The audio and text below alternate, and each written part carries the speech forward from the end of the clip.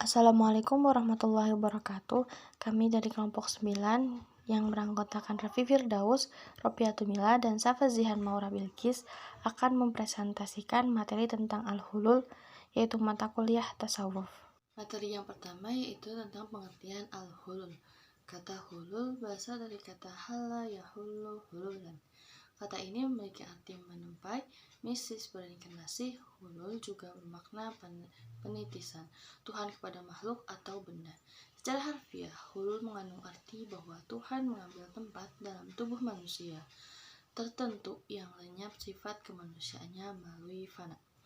Abu Nasir Al-Tusi dalam Al-Luma adalah paham yang mengatakan bahwa Tuhan memilih tubuh-tubuh manusia tertentu untuk mengambil tempat di dalamnya setelah sifat-sifat kemanusiaan yang ada dalam tubuh itu dilenyapkan. Al-Halaj memberikan kesimpulan bahwa dalam diri manusia terdapat sifat ketuhanan, luhut atau luhut, dan dalam diri Tuhan terdapat sifat kemanusiaan atau nasut. Jika sifat ketuhanan dalam diri manusia bersatu dengan sifat kemanusiaan yang ada dalam diri Tuhan, maka terjadilah hulul. Untuk mencapai ke tahap seperti ini, manusia harus terlebih dahulu menghilangkan sifat-sifat kemanusiaannya melalui proses al-fana. Dari uraian tersebut, maka al-hulul dapat dikatakan sebagai suatu tahap di mana manusia dan Tuhan bersatu secara rohaniah.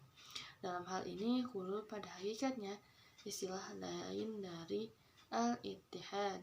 Jadi, ketika hulul ini terwujud, maka ketika seorang sufi ini berbuat adalah perbuatan Tuhan. Bila ia berdiam diri, yang diamnya adalah Tuhan. Bila ia berbicara, yang berbicara adalah Tuhan. Dan untuk mencapai kondisi tersebut, seorang sufi perlu melakukan beberapa riyadhah yang secara terus-menerus meningkat. Riyadhah menurut Al-Kalabazi dimulai dari taubat, zuhud, sabar, fakir, rendah hati, takwa, tawakal, rela, cinta, dan ma'rifah. Bila seorang sufi telah mencapai tahap ma'rifah ini, maka ia telah mencapai tahap tertinggi yang memungkinkan dirinya mencapai al-hulul. Terima kasih. Tujuan hulul. Menurut Al-Halaj bahwa Allah memberi perintah kepada malaikat akan bersujud kepada Nabi Adam AS karena pada diri Adam Allah menjelma menjadi agama Nasrani. Ia menjelma pada diri Isa AS paham bahwa Allah menjadikan Adam menurut bentuknya. Dapat pula dipahami dengan syarat yang terdapat dalam hadis yang berbunyi Tuhan menciptakan Adam sesuai dengan bentuknya. Dengan melihat ayat dan hadis tersebut, Al-Hajj berkesimpulan bahwa diri manusia terdapat sifat keutuhan halut dan dalam diri Tuhan juga terdapat sifat kemanusiaan atau nasut.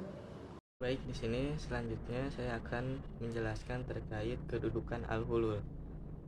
Kedudukan al-hulul di dalam tasawuf terdapat beberapa tingkatan hamba dalam perjalanan batin hidupnya untuk berada dekat dengan Allah Subhanahu wa taala. Hal inilah yang dinamakan dengan makomat. Dalam makomat, tingkatan atau kedudukan hamba dalam tasawuf ini terdapat tingkatan tertinggi, yaitu al-hulul. Al-hulul ini merupakan tingkatan tertinggi dalam tasawuf. Pada tahap ini, Al-Halaj sebagai penyusun atau pencetus al-hulul ini berpendapat bahwasannya dalam diri manusia terdapat sifat ketuhanan dan dalam diri Tuhan terdapat sifat kemanusiaan. Oleh karena itu, ketika Tuhan dan manusia tersebut bersatu, maka terjadilah al-hulul ini, di mana nantinya Tuhan akan mengambil alih tubuh manusia. Mungkin cukup sekian yang dapat saya sampaikan. Saya kembalikan lagi kepada moderator. Tokoh hulul. Sebagaimana telah disebutkan di atas bahwa tokoh yang mengembangkan paham al-hulul adalah Al-Hallaj. Jibril menjelaskan bahwa nama lengkapnya adalah Abu al-Mughith al-Husain bin Mansur bin Muhammad al-Baidawi.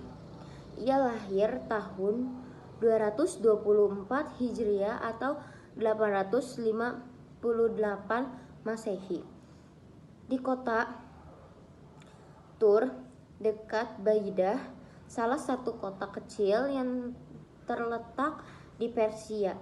Ia keturunan seseorang menyembah api atau Majusi. Al-Taftazani pada 1985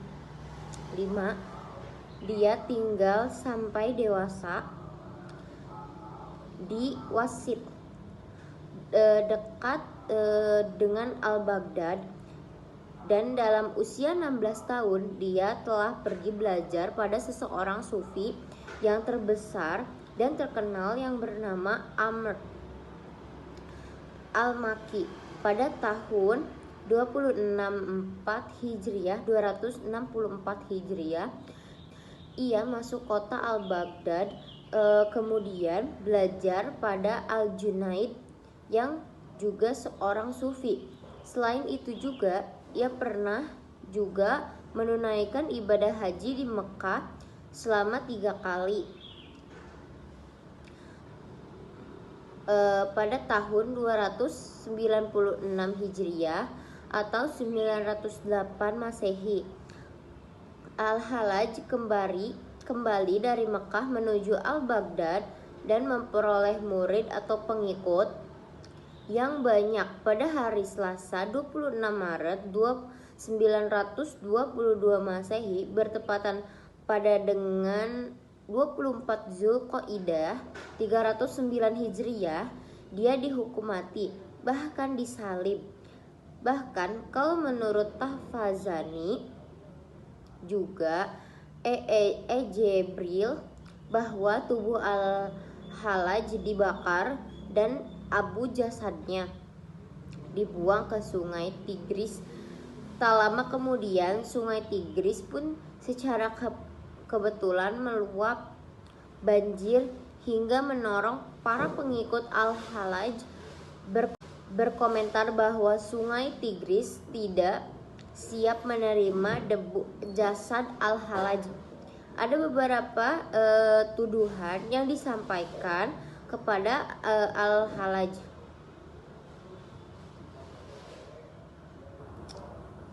Yang pertama adalah ia mempunyai hubungan dengan gerakan Koromitah, suatu sekte Syiah yang berbentuk oleh Hamdan bin Kormat di akhir abad. Sekte ini dianggap sebagai berpaham komunis. Yang kedua, keyakinan para pengikut bahwa ia mempunyai sifat ketuhanan. Yang ketiga, ucapnya. Anak al-haq. Yang keempat adalah ibadah haji tidak wajib, lihat filsafah dan mistisisme dalam Islam.